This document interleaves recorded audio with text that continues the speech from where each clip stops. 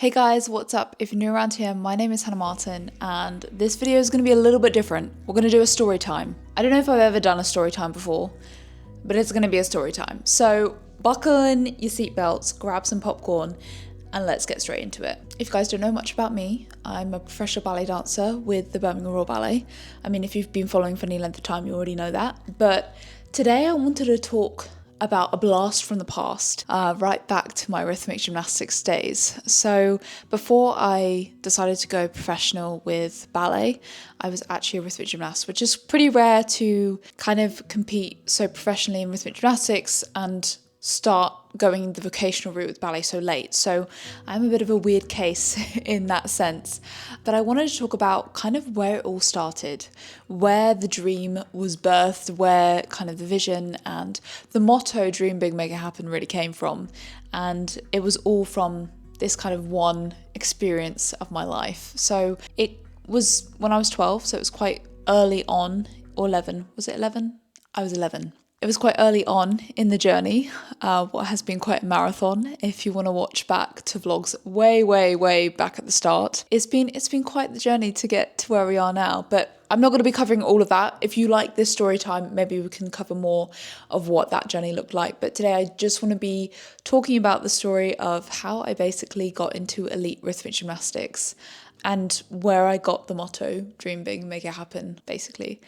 So let's throw ourselves back quite a few years. I was 8 years old when, I think it was 2012. Okay, hang on, let me do my maths here. 2012 was the Olympics, so I must have been, I'm 23 now. What year is it right now? 2026. You know what? You do the maths, you can tell me how old I was, but I was very young. I think I was around 8. And we got tickets to go watch the qualifying for the Olympics. Not the actual Olympics, but the qualifying rounds. And I remember going, really enjoying it, thinking it was super cool, not really knowing much about the sport, rhythmic gymnastics. I was doing ballet and artistic and a bit of acro at the time. Nothing to a very high level, even though I had a hunger to compete. And that's really what I wanted to do, but I wasn't really in a competitive club at the time. And so we went and watched the qualifiers and I was like, wow, they're great. I don't know why one is scoring 30 and the other person scoring 20. They all look awesome to me, so I really had no knowledge around it. And then my mum then reconnected with an old friend, Maria, and I went to Maria's rhythmic gymnastics club that she had made, and I really enjoyed it. I felt like it was a place where my flexibility would thrive, but I didn't have any strength. So although I was very flexible, I was very floppy, and that word would be used continually with me. Conditioning was very much needed, and I hated it with a passion, but I did do it, and I was determined to improve.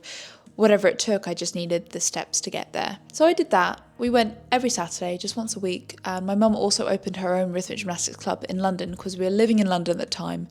But Maria's club was like more near Brighton. So I don't know how well you know the UK, but that's a little bit of a drive or a train journey to get there, and I was still quite young, so obviously couldn't make the trip alone. So my mum used to drive us down on Saturday. She used to coach a bit, and I used to train there on a Saturday. So all this was kind of happening. My mum was learning how to coach. She was getting her qualifications.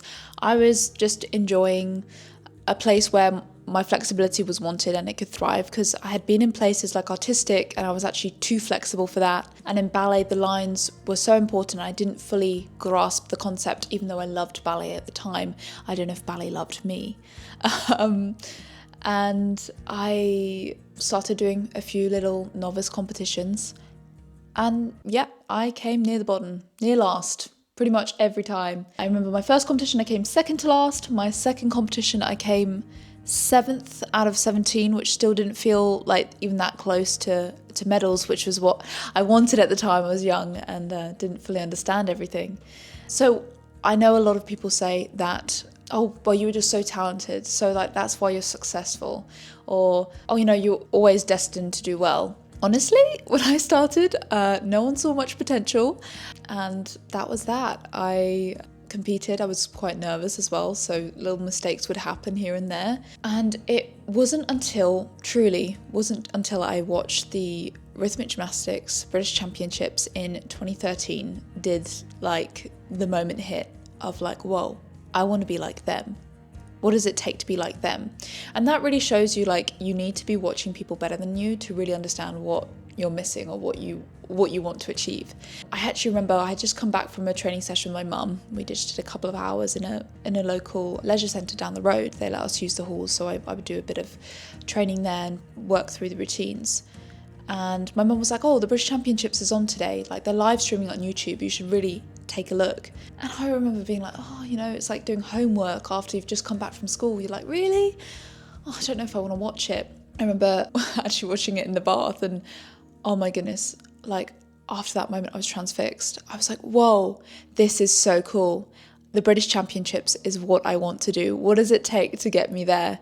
And I'm telling you, I watched the British Championships every single day, the replay of it every single day after that day. I mean, obviously not now, but when I was dreaming about it, I would like learn all the girls' routines. I had my favourite gymnasts, and I was just in awe of everything they could do. And also the hope that, oh, maybe one day I could compete alongside these people. That's crazy. To be honest, even that thought seemed too far off, because in order to get to the British Championships here in Britain, you have to go through quite a strict selection process. So you have what they called British Championships Selection Test, BQT they used to call it, British Qualification Test, which you had to pass. And then you had to go to a regional competition and get a certain mark or score in order to get through to the British Championships. So to get through to nationals was just quite difficult, especially if you're not winning competitions. I had actually done the British qualification test earlier that year and failed the strength by, I think, 40%. I passed the flexibility, but I failed everything else. I don't know if I passed the ballet even. That's ironic, isn't it? But anyway, so there you go. I was in a bit of a hopeless state. I'd even had judges, we went for feedback after competitions of some of these novice competitions, and they basically said to me like, you're floppy, you have got no strength, you're lazy. I didn't feel lazy, like I wasn't intentionally trying to be lazy, just no one had taught me how to hold my body so that it could excel and do the movements well. And so after that moment I was like, okay, what do I need to do to get me to where I want to be? Like, I'm going to do it. This is my dream. Every night I would go to bed dreaming about one day maybe competing at the British Championships. If I was being adventurous, I'd dream about like coming fourth, because when you come between fourth and sixth, you got like a little certificate, and that was like, oh my goodness, if I got a certificate at the British Championships, I would just be on the floor. Like, wow, that would be amazing. And so I started training hard, and I realised my mum was my coach at the time, and obviously listening to your mum is not always the easiest thing. So if you've ever had a mum as a coach or a teacher, I take my hat off to you. It's not the easiest thing. But I decided, like, if I want to excel, then I need to listen to her no matter what. So I started really taking on board all the feedback I was getting from my mum, any other coaches. We would go to, I remember we used to just go to training camps if they were open to novices or to anyone. We'd go to those training camps and my mum would write down all the exercises, especially the conditioning exercises, and then we would take them away into our own training and do them. Any exercises that we liked or thought would be beneficial, I had like literally a Pilates book. I would get up at 5:30 in the morning and do it before my schoolwork in the morning. So I was like, okay, what do I need to get me to where I want to be? Number one, I need more strength. That was obvious. Number two, I need to pass the British qualification test. So we practice that at least once or twice a week. And number three, I need better apparatus skills, because honestly, my hand-eye coordination was just terrible. So with the apparatus, I started working at home. I'd make little routines for myself to get myself more familiar with the apparatus. And you're probably thinking, wow, you must have had a big living room. No, our living room was absolutely tiny. I had two little brothers running around, and bless their hearts, I'm sure I whacked them a few times by accident. Sorry, Joel and Josh. But I was determined. I would practice pivots. Oh my goodness. I used to practice fish pivots in my living room constantly.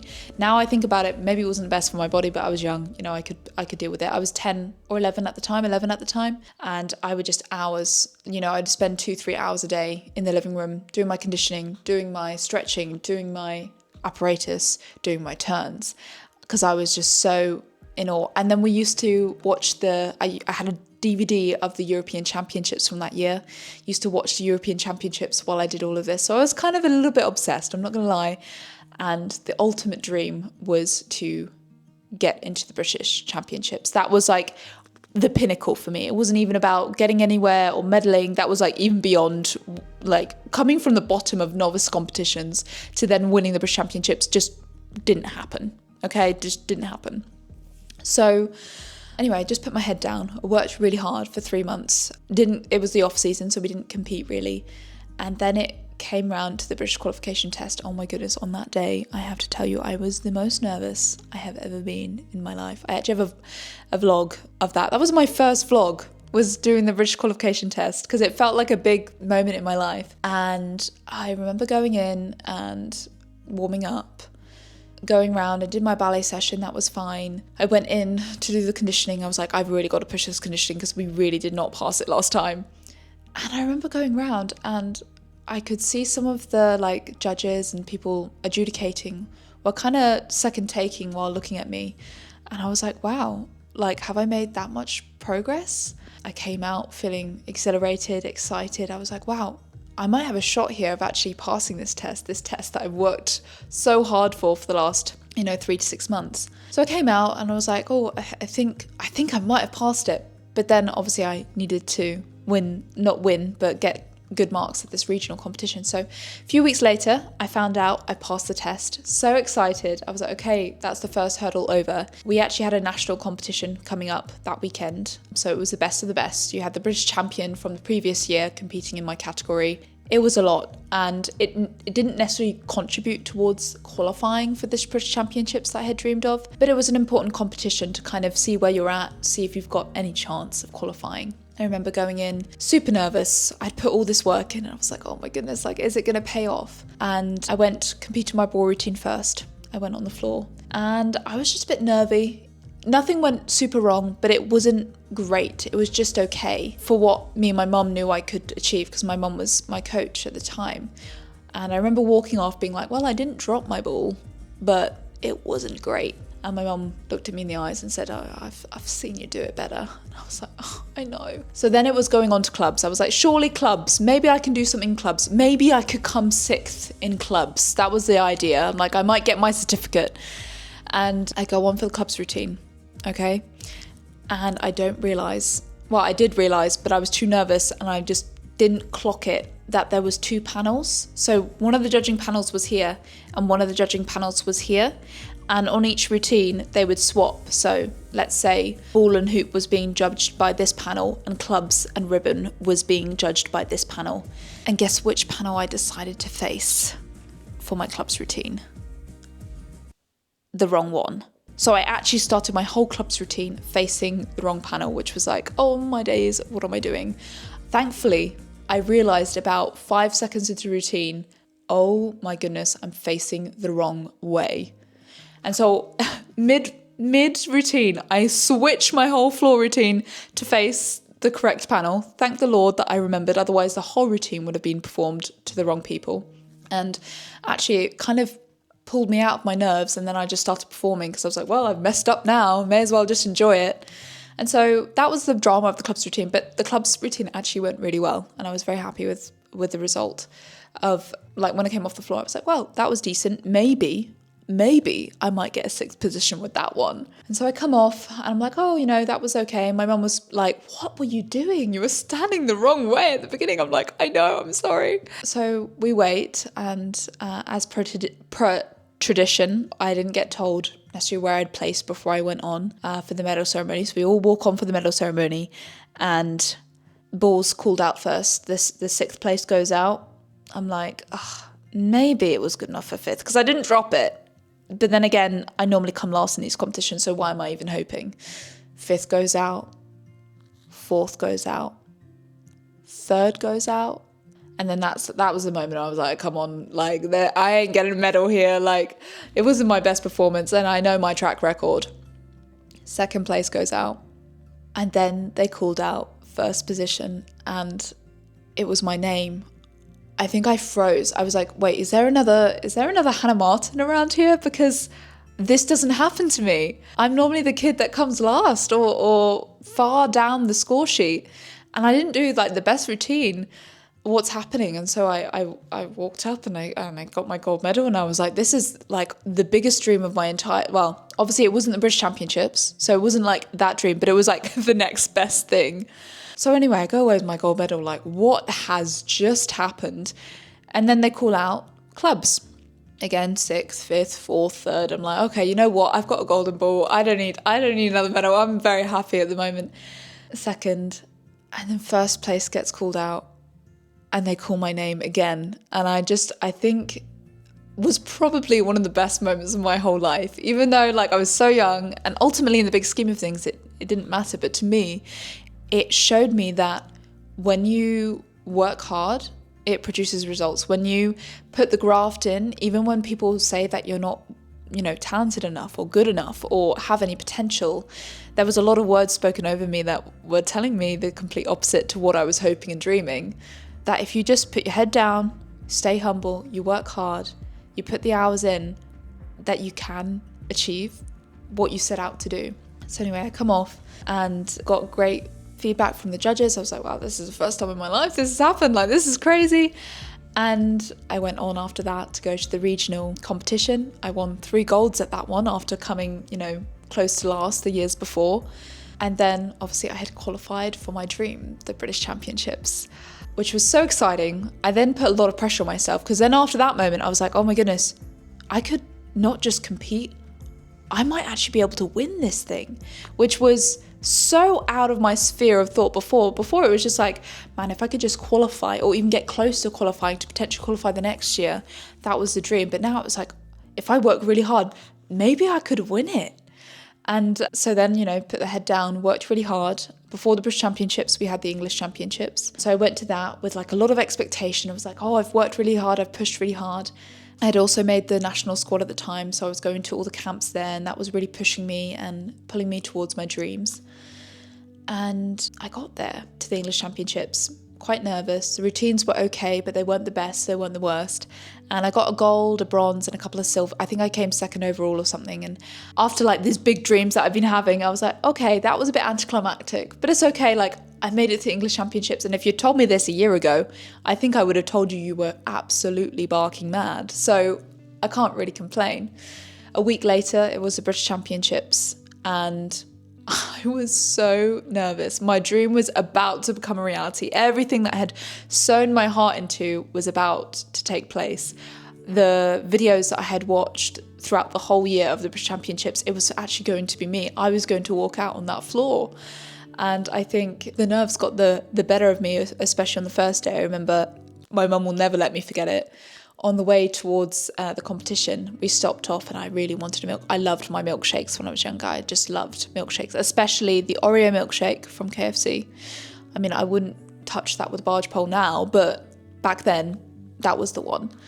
And I remember my mum let me have this milkshake, and when I arrived at the competition, I felt so sick.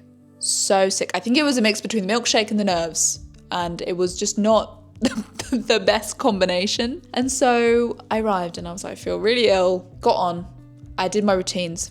They were okay. They were clean. The rope was a bit ropey, excuse the pun, and the ball was nice, clean, precise. The next day comes around and I feel terrible.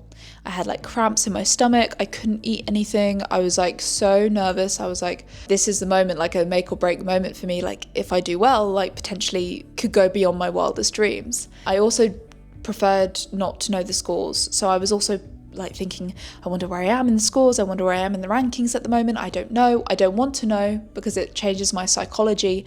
But at the same time, I'd really like to know. So all of that was going on. And I remember coming into the gym and my mum could see I was really not in a good place. I was feeling so unwell. There was even a moment where I was like, am I even going to be able to compete at this point? And I remember my mum calling up my auntie, who was a nutritionist, and asking her, she's not eating anything. She needs to eat something before the competition. What can we have that's going to be light for her stomach? And I remember just eating some rice cakes because that's about all I could stomach that morning. And we arrived at the gym and she saw that I just needed a break from the competitive atmosphere. I just needed to get away, but I needed to warm up because I had 2 more routines to compete. So she took me outside. There was like a little outside area. I'm sure you probably weren't supposed to go out there, but we went out there anyway, and she warmed me up outside, I think, if I remember correctly. Just outside of the atmosphere, outside of the big noise and the stimulation. It was just a time for us to connect in and she was like, just perform like you were performing in the gym or perform it for the Lord. We prayed a lot before I went on for those routines because I don't know if I would have got on the floor otherwise. So we prayed and we went on, and I did my routines that day. In the clubs, unfortunately, I made a little mistake. So I thought, oof, that could be it. That could be, you know, a medal out of the window. But I competed my free routine, and that really hit the spot. Like, it was the most beautiful music. My free routine at the time was actually a piece by Beethoven, Moonlight Sonata. And it was a really significant song, especially for my mum, because it was a song that she listened to a lot when her nan died. And I remember hearing it a lot as a kid growing up, from the ages of like 4 to 8, I think she played it a lot. Maybe it was later. I don't know 100% know on that. But I just knew the music really well, and I knew the significance of the song. And when I went out and performed that routine on that day, it was just a really special moment. Like, there was something special and anointed about that routine at that precise moment in time. And little did I know that routine was actually what eventually kind of pushed me over the line, and I won the British Championships. I won the competition that I had just dreamed of taking part in, let alone winning. It was the most beautiful moment of probably my life. Like, I know that's a lot to say. I mean, Commonwealth Games came close, but like, this moment was just beyond. When it goes completely beyond your wildest dreams, it's quite something. So yeah, I won it. And then the next day I went and won 3 more golds and a silver in the apparatus finals, which was, again, a magical moment. Every time it was like a bit of a shock to the system, like, how is this actually happening? And it took me a while afterwards. Unfortunately, I'm that kind of high achiever that, like, I enjoyed the moment, loved it. And then I came away after the competition and realized a lot of people won the full set and I got a silver on one of them. And then I started being like, oh, you're not showing enough potential because you didn't win all gold. And I was like, now I look back, I'm like, Hannah, why did you let that steal any of your joy? Because that moment in itself was incredible and you need to enjoy it. Yes, you look forward to improving and getting better in the future, but don't let comparison steal the joy of what you've achieved and what you can share with others, the joy that you can share with others through what you've achieved. So in hindsight, that was one thing that I would do differently. But yeah, my dream was realized, and I guess I wanted to share that story. I mean, I shared, you know, the brutal reality of it, the ins and outs, the times when people said I wasn't good enough. I mean, even some of my own coaches were shocked when I won things, because it was like, whoa, where has this come from? Sometimes if you see yourself every day, you can't actually see the progress. So that's something to think about. If you feel like you're not making any progress, just take a step back for a second and be like, hey, hang on a minute. Maybe I can't see the progress, but people who haven't seen me for a while will be able to. Also, overcoming that fear of failure, that was a big one, because I had failed before. Why would it be any different? Why would this time be any different to all the other times where I had tried and not won, not even come close to winning? So yeah, that was my story of how Dream Big, Make It Happen kind of came into process. Because without that kind of mentality, none of that would have been possible. And none of this probably would have happened either. Like my, you know, going to the Commonwealth Games and being on the British squad, that's a story for another time. If you'd like to hear that one, please let me know in the comments down below. And then obviously going on to becoming a professional ballet dancer, which is a whole other story in itself. So I actually have created a free workbook that you guys can download about overcoming fears of failure. So the main keys that really help me to kind of jump over those hurdles and achieve this dream that I just explained. So if you guys are interested in that, please click the link down below. All you need to do is put your email in and then you will be sent the download. And I really hope that maybe some of the information in there could be helpful for you. I know that it was so key for me achieving this goal and dream. I actually talk a bit about it in the PDF. So please do check that out. The link will be in the description. And if you're wanting something a little bit more supportive, a little bit more holistic, I actually do have a full academy where I help people in their mindset, nutrition, body confidence, injury mentoring, like strength and flexibility. I'm also developing a few more different bits and bobs for it. So it's a great time to join, because once you join, anything that I add to it is totally free to you as well. And if you join in January, I'll also give you a free one-to-one onboarding coaching call, so we can talk about the main pain points you're experiencing, the challenges, and how the academy can help you overcome them. So if you guys are interested, or if you just want to learn more, you can email me at HannahMartinRG@gmail.com, or you can click the link in the description and sign up to the academy today. So guys, Let me know what you thought of this story time. I quite enjoyed just chatting to you guys. It's been good to catch up. I've got a busy week of Don Quixote rehearsals next week, so I need to get some rest. It's Sunday, so I'm going to pop off to church. But I have loved sharing all of this with you. I hope to see you very soon in my next video. Comment this emoji if you made it all the way to the end. And remember, dream big and make it happen.